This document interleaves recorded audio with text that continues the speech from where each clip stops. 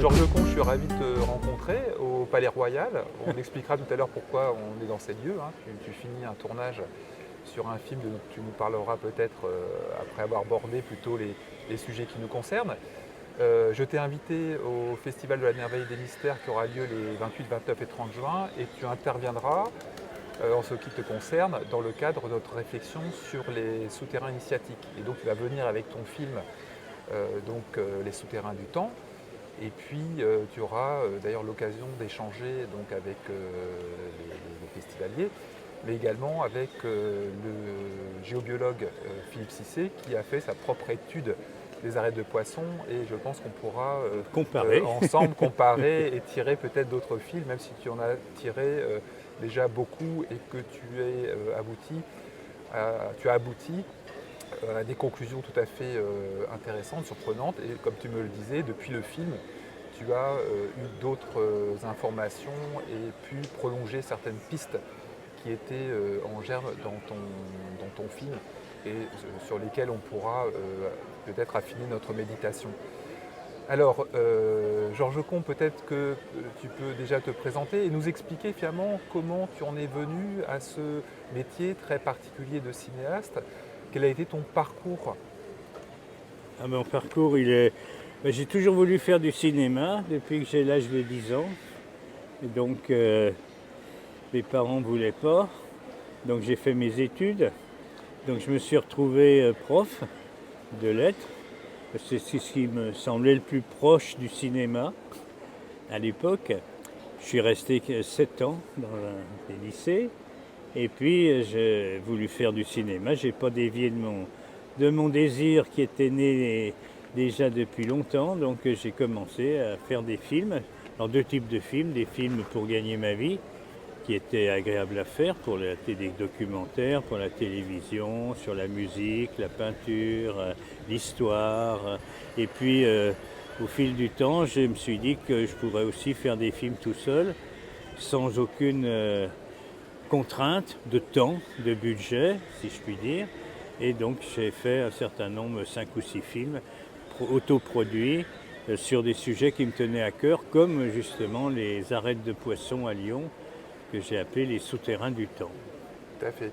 Alors tu as une filmographie en effet assez impressionnante, mais parmi les films qui t'ont le plus finalement passionné, qui t'ont emmené les plus loin, lesquels retiendrais-tu, à part bien sûr ce film qu'on regardera ensemble, Les arêtes de poissons?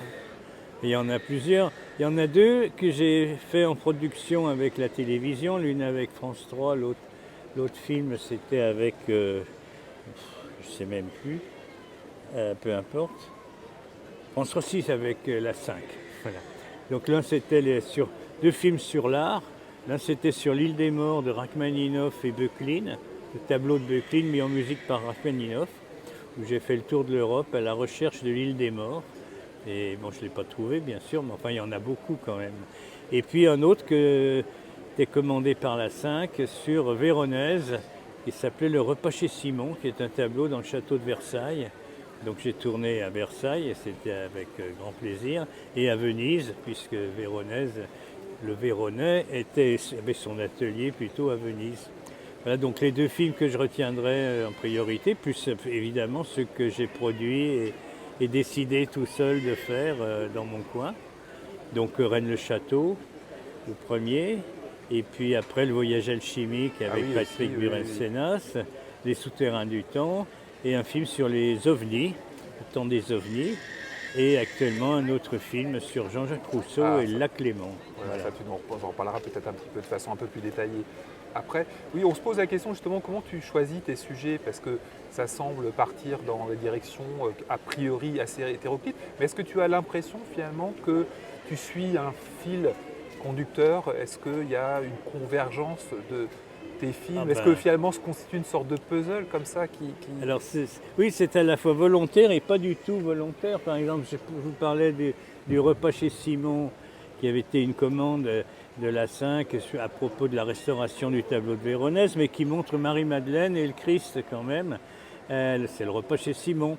Et quand j'ai fait Rennes-le-Château, on retrouve évidemment Marie-Madeleine. C'est pourquoi j'ai choisi les souterrains, faire un film sur les arêtes de poissons, parce que je suis d'origine lyonnaise. et je voulais faire un film sur Lyon. Et je ne savais pas par quel bout prendre. Je ne voulais pas faire un film historique un peu conventionnel. On commence avec les Gaulois et puis on finit avec Tony Garnier, Herriot ou Pradel ou Gérard Collomb. Je voulais faire un film un peu plus ésotérique, on va dire, sur le mystère de Lyon, puisque c'est une ville assez mystérieuse. Et puis j'ai entendu parler évidemment de souterrains. Forcément, c'est mystérieux. Alors il y a beaucoup de souterrains à Lyon, puisqu'il y en a plus de 50 km qui ont été répertoriés. Mais les plus connus et les plus extraordinaires, c'est ceux qui sont sous la colline bien nommée de la Croix-Rousse.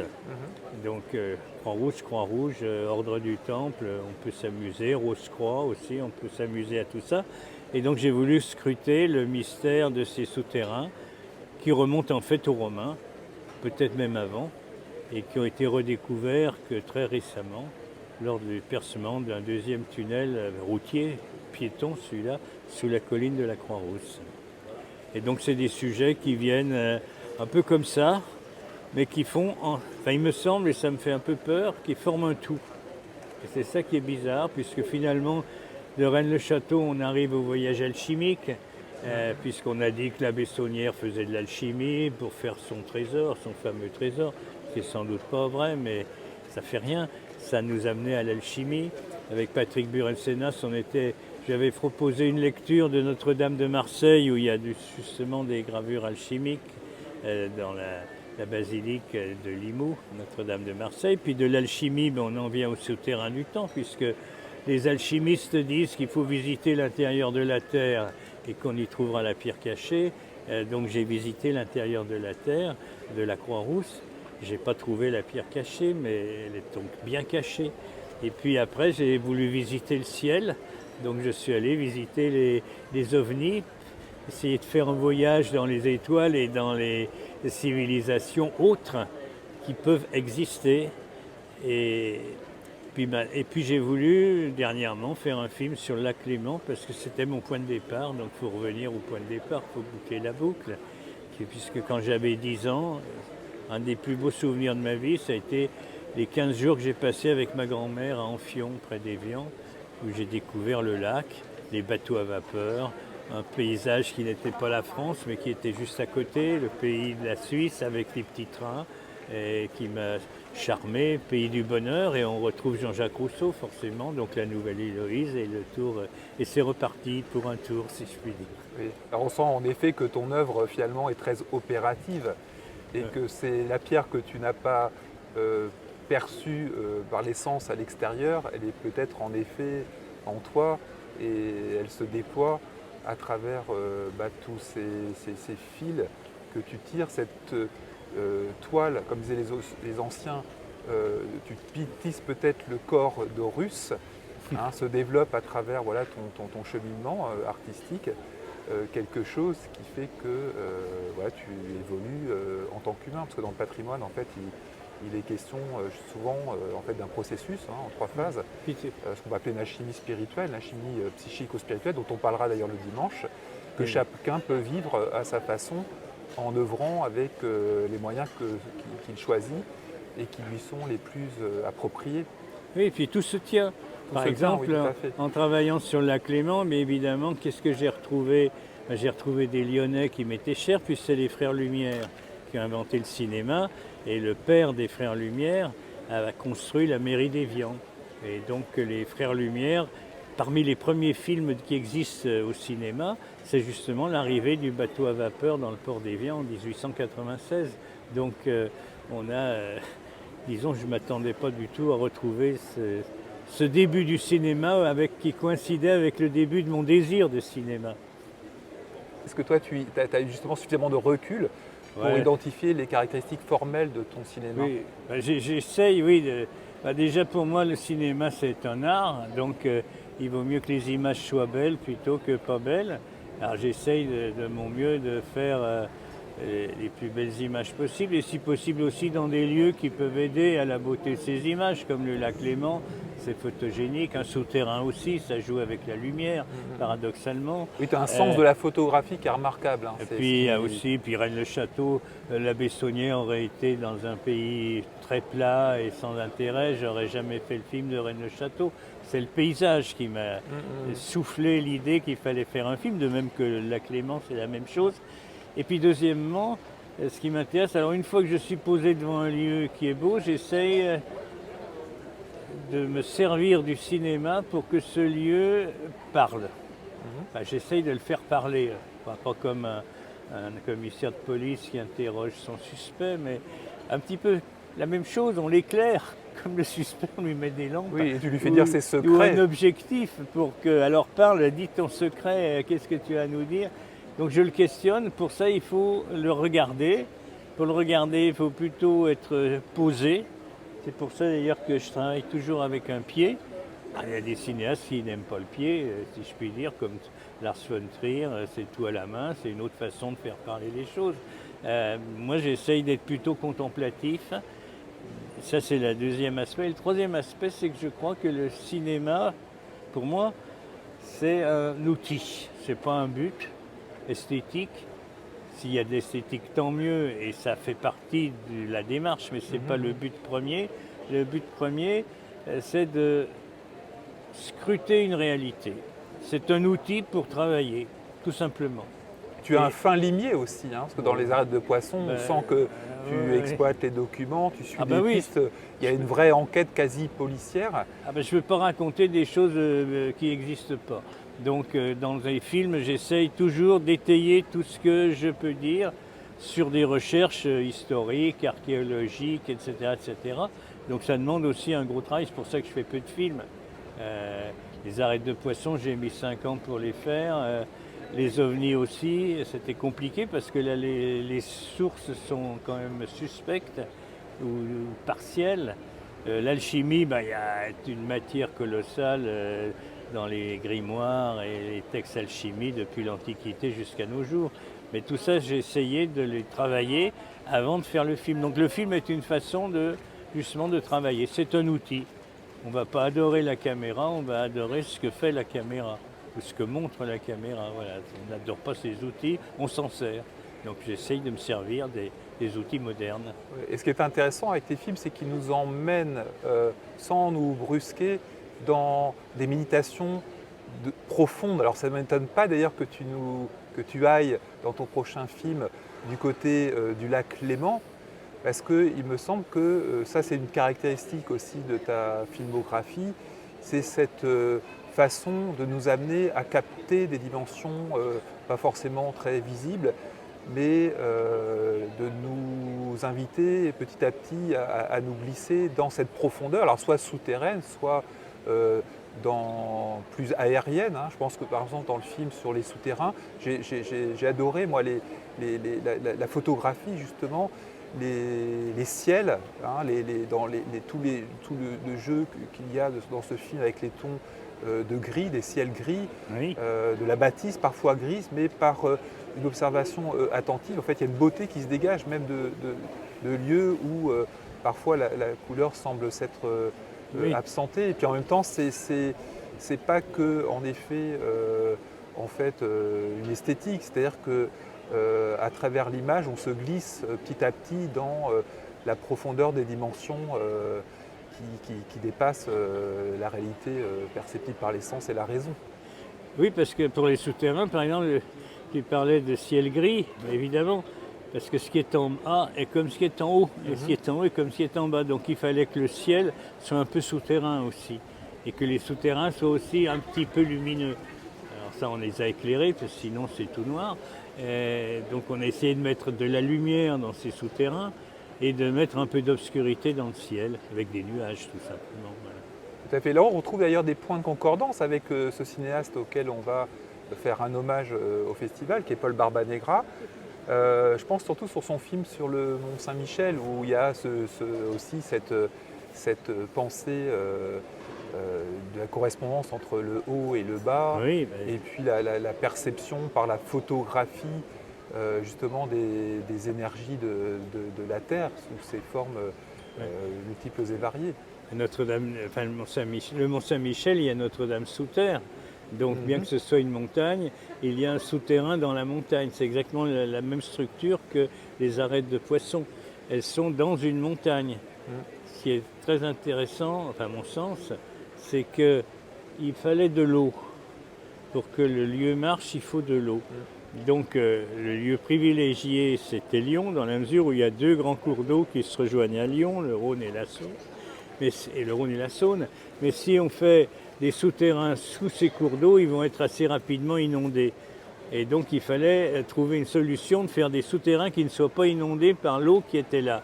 Et bien la seule solution, c'est qu'il y ait une montagne entre ces deux cours d'eau, qui est la colline de la Croix-Rousse. Ainsi, on a à la fois la terre, à la fois l'eau, et puis aussi on a le ciel, et l'air et le feu du soleil, Voilà. bien Avec sûr. l'idée aussi qu'il faut descendre pour pouvoir remonter Voilà. vers le principe transcendantal en quelque sorte. On retrouve Platon, Plotin, etc. Et alors ce qui est drôle, tout à l'heure, on parlait de la pierre cachée. Visite l'intérieur de la Terre et tu trouveras la pierre cachée. Je disais que je ne l'avais pas trouvée. C'est à la fois vrai, bien sûr, mais c'est à la fois faux. Parce que dans les souterrains, quand vous verrez le film, il y a deux pierres. Il y en a une qui est occultée, puisqu'elle est à l'intérieur des souterrains, et qu'on appelle le gardien d'ailleurs. Elle a un surnom. On ne sait pas d'où elle pierre sort. en forme de boule. Hein, Voilà, voilà que j'ai comparé un petit peu au Graal, puisque le Graal chez Eschenbach, c'est une pierre, c'est pas une coupe. Donc ça rejoint plus l'alchimie d'ailleurs. Et puis il y a la municipalité de Lyon a jugé bon à la fin du 19e siècle de mettre une grosse pierre au sommet de la Croix-Rousse, on l'appelle le gros caillou d'ailleurs, et qui fait écho à la pierre qui est cachée dans les souterrains. Et c'est assez malin, je ne sais pas s'ils y ont pensé. Voilà, ou si c'est est-ce que c'est un hasard archétypal Non, je crois qu'ils y ont pensé. Ou est-ce que voilà, il y a je crois quelqu'un derrière qui bien sûr, sait ce qu'il fait, comme c'est le cas dans beaucoup de hauts lieux, voilà. Mais on qui sont régulièrement réactualisés, réinformés. Voilà. Ça, c'est quelque chose aussi qu'on comprend en suivant tes films. Et ce gros caillou qui, lui, est à l'extérieur, ce qui m'a plu dans le film, c'est qu'il suffit de rester devant pendant 10 minutes pour voir un enfant qui va tenter de l'escalader. Quand j'étais petit, je voulais l'escalader aussi, bien sûr. Donc il y a un rapport entre ce gros caillou et l'enfant, ce qui nous amène encore une fois à l'alchimie, qui est un jeu d'enfant. Oui, tout à fait. Travail de femme et jeu d'enfant. Voilà. Donc il y a un côté enfantin. Ben oui, évidemment, c'est pour ça que je vous disais que j'ai commencé à faire du cinéma quand j'avais 10 ans. J'étais encore un enfant. D'ailleurs, j'ai retrouvé une photo de moi en culotte courte, prise par mon père, où je regarde passer un bateau à vapeur du Léman qui, à l'époque, travaillait avec des chaudières à charbon et qui dégageait une grande fumée noire de leur cheminée. C'était plus beau que rien du tout, comme aujourd'hui, mais ça polluait moins, encore que. L'enfant, je crois, a la capacité d'être plus facilement connecté avec son intuition. Enfin, rien ne la recouvre encore, qui l'empêche finalement de se faire entendre et d'ouvrir certaines fenêtres sur le monde. Je pense que l'enfant, ça c'est pas moi qui le dis, hein, c'est Platon, apprendre c'est se ressouvenir. Et donc l'enfant il sait tout. On dit, c'est pour ça qu'un temps je lui mets le doigt sur la bouche et ça fait le petit canal qui est au-dessus de la bouche, qui est la marque du doigt, qui lui apprend à se taire. Et après, il faut réapprendre à parler, ou apprendre à parler pour dire ce qui est indicible. C'est compliqué.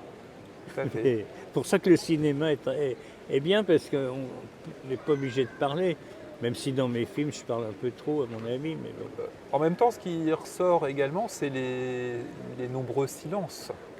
J'espère. Et puis tu n'emplis pas le silence, comme c'est le cas dans toutes les productions de films américains, par exemple, de musique ou de bruit.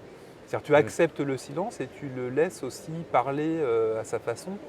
Oui. Et une fois qu'on l'accepte, alors il y a des gens qui ont perdu l'habitude de se confronter au silence extérieur, à leur propre silence, qui peuvent avoir un peu de difficulté à accepter des silences qui peuvent nous paraître longs. Mais ils font aussi partie, à mon avis, de ta patte et Oui. de ta façon. Oui, dans les documentaires, effectivement, ben, je pense entre autres à ceux qu'on voit par exemple sur RMC Découverte, ça cause sans arrêt. Mm, mm. Il n'y a pas 3 secondes de silence, pour une raison simple, c'est qu'ils pensent que si on perd la syntaxe, sujet, verbe, complément, si on coupe au verbe ou si on acte le sujet, on reste en l'air. Donc il ne faut pas qu'on reste en l'air, donc il faut que les gens continuent à voir. Donc on n'arrête pas de parler pour être dans le flux de la syntaxe et de la logique. Alors que si on arrête un peu de parler, ben on renvoie à l'image. Et ça, c'est plus intéressant que de noyer l'image sous un flot de paroles, parce que ça revient à faire de la radio, quoi, à la limite. Alors dans le film que tu es en train de terminer, puisque si j'ai bien compris, tu es venu donc au Palais Royal pour capter les dernières images avant de te lancer dans le long chemin souvent de montage. C'est pas Est-ce que ça les- te prend beaucoup de temps d'ailleurs le montage de tes films? Ouais, oui, là j'en ai. Ben, je vais assez vite sur ce film, ben, je vais à marche forcée, comme disait César à propos des Gaulois. Magnis itineribus, la grande marche. Bon, grands itinéraires. Oui, j'essaye d'aller vite, parce que je sens qu'il y a eu une urgence. C'est un film qui est très culturel, si je puis dire. J'espère au bon sens du terme. C'est-à-dire que la culture est la clé de ce qu'on est. Et comme si on détruit la culture, on perd son présent. Et à plus forte raison encore son avenir. Donc c'est un film qui parle de Jean-Jacques Rousseau, qui parle de Necker, qui parle de la Révolution française. C'est pour ça qu'ici nous sommes là où Camille Desmoulins a convaincu les Parisiens d'aller prendre la Bastille. Mais il ne parle pas que de Rousseau, il parle aussi de Necker, il parle aussi de Wagner qui vient au bord du lac, enfin à Annemasse exactement. Il parle de Stravinsky qui fait le Sacre du Printemps à Clarens. Il parle de... Enfin, j'ai une vingtaine de personnages extraordinaires qui ont tous été séduits par Lac Léman suite à Rousseau. Lui-même ayant été séduit par Lac Léman grâce à son père qui lui faisait lire pendant qu'il fabriquait des horloges, des montres, il lui faisait lire l'Astrée d'Honoré d'Urfé, qui est un vieux roman de paysans, de bergers du XVIIe siècle, et où les bergers de l'Astrée, qui sont l'Arcadie, Ah oui, chère à Nicolas Poussin, bien sûr, et Rousseau est sensible à cette Arcadie, et Honoré d'Urfé dit je vous parle de l'Arcadie avec mes bergers. Et donc Rousseau est parti d'Honoré d'Urfé pour aller retrouver son Arcadie à lui, qui était le Lac Léman, puisque chez Honoré d'Urfé, les bergers, notamment l'un des bergers, je crois que c'est Léandre ou Clitandre, vient du Lac Léman. Donc il y a un lien qui se fait. Oui, puis l'Arcadie, on a l'arqué, hein, donc la racine, bien sûr, certainement et puis, archétypale aussi. et le Lac Léman fait un arc, un croissant. Donc on va être impatient de voir ce film. Alors est-ce que moi aussi. tu projettes donc pour quelle période, à quel moment penses-tu J'aimerais le pouvoir finir l'année prochaine. Alors ce ne sera pas un film proprement parlé, j'aurais aimé, mais la matière est trop riche. Et donc ce sera une série en plusieurs épisodes, soit 4, soit 5 épisodes, qui couvre une période de toute notre histoire occidentale, qui va donc du XVIIe siècle avec un peu de Moyen-Âge, puisque si le roman de Rousseau s'appelle La Nouvelle Héloïse, c'est bien qu'il y a une première Héloïse, qui est celle d'Héloïse et Abélard, bien sûr. Donc on commence là et on arrive à aujourd'hui. Ouais, tout à fait. Et puis ça nous renvoie aussi à ce que tu disais un petit peu au début de ton propos, c'est que c'est peut-être le moment en fait de reparler de Jean-Jacques Rousseau de cette période, parce que nous on sent bien qu'on est aussi au bord d'une bascule, à la fin de quelque chose, et quand il y a fin de quelque chose, il y a début normalement d'autre chose. Et Rousseau l'a bien senti. Ouais. Il a bien senti qu'il terminait quelque chose et qu'il commençait autre chose, et cette autre chose qu'il a commencé n'est pas encore terminée, loin de là. Ce qu'il a commencé, en fait, c'est la Révolution française. Et la Révolution française, avec des hauts et des bas, elle s'est continuée par Napoléon, après la Restauration, on est revenu en arrière, après il y a eu la Troisième République, et puis l'empereur Napoléon III, etc. etc. Donc il y a eu de nombreuses, comme un tremblement de terre, il y a eu de nombreuses répliques de la Révolution française de Rousseau, qui a concerné pas que Paris ni la France, qui a concerné toute l'Europe. La preuve, il est allé jusqu'à Moscou. c'est son grand péril d'ailleurs. Et l'histoire continue, mais elle arrive à un bout d'un cycle. Ça, je suis Oui, c'est ça convaincu. que l'on ressent. Et Ouais. d'ailleurs, on en parlera, je crois, ensemble Oui. lors du festival, parce que les différents intervenants sont à peu près dans la même intuition. Ouais, tant mieux. C'est assez amusant. Donc, on va se voir pour parler des souterrains, des arêtes de poissons. Là, je vous parle du lac Léman, mais ça va se terminer, curieusement, par des souterrains. Je pense, la fin n'est pas encore sûre, je suis en plein suspense, mais il y aura certainement dans l'histoire, il y a certainement le CERN, où il y a un souterrain de 27 km de circonférence, qui passe pas tout à fait sous le lac, mais pas loin, et où on étudie, on cherche, comme on dit, la particule de Dieu, le boson de Higgs, etc., etc. Donc on retrouve ce que je vous disais, on visite l'intérieur de la Terre, et on trouvera peut-être l'atome caché, la particule de Dieu, comme on l'appelle, hein, toute petite, qui n'est pas une pierre, hein, qui est une micro-pierre, si je puis dire, qui est l'origine de l'univers. Donc on retrouve le souterrain. Et je fais une petite confidence. Je me disais, oui, mais enfin, le CERN, c'est un peu tarte à la crème. C'est parce que tu ne sais pas finir que tu nous fais ça, pour faire moderne, etc., etc., etc. Ça n'a aucun rapport avec Rousseau. Eh bien, finalement, si. Mais ça, je l'ai découvert il n'y a pas longtemps, puisque une grande adepte des idées de Jean-Jacques Rousseau, c'était Madame de Staël. Et la fille de Madame de Staël a épousé un membre de la famille de Breuil. Et c'est, je crois, Louis ou Victor de Breuil, je crois que c'est Louis de Breuil, qui est à l'origine du CERN.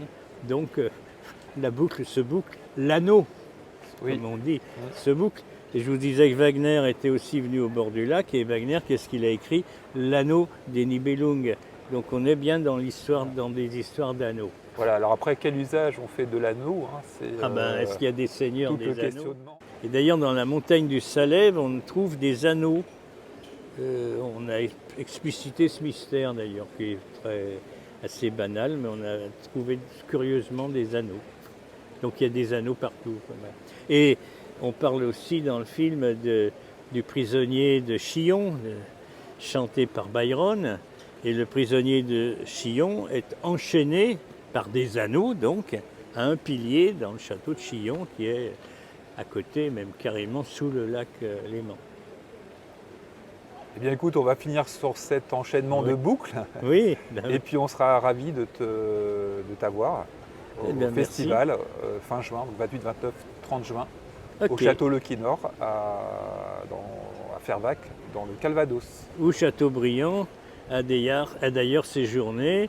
Chateaubriand qui était l'ami de Madame Récamier, elle-même amie de Madame de Staël. Donc la boucle continue à se boucler, tout tourne sans arrêt. Merci à toi De et rien. à très bientôt. À bientôt.